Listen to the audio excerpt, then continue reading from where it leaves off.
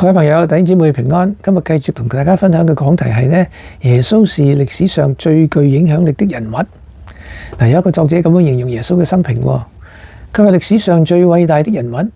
耶穌他沒有僕人，人卻稱他為主；他沒有學位，人卻稱他為老師；他沒有藥物，人卻稱他為醫治者；他沒有軍隊，君王卻懼怕他。他未曾打過一仗，卻征服了世界。他沒有犯過罪，人卻把他釘在十字架上。他被葬在墳墓裏，然而他今天仍活着。他的生命係完美無瑕嘅。耶穌嘅教導係歷久不衰嘅。佢嘅影響力係超越時間同空間嘅。耶穌基督嘅影響力不僅來自佢嘅言行，亦都係來自佢嘅身份同佢嘅使命。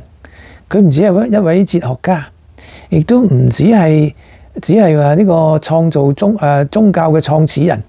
佢係神嘅兒子，係救主，係歷史嘅中心。無論你是否信耶穌，信佢你都無法否認佢係改變咗呢個世界，亦都改變咗人類嘅命運嘅。縱觀歷史世上嘅偉人一個個登場，又一個個退場。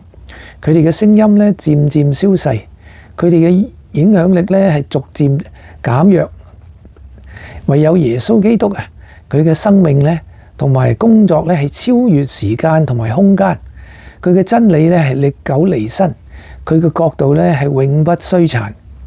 約翰福音11章25節講，耶穌對他說：復活在我，生命也在我。信我的人，雖然死了，也必復活。凡活着信我的人，必永遠不死。你信這話嗎？好，今日分享到此為止，下次繼續，下次再見，拜拜。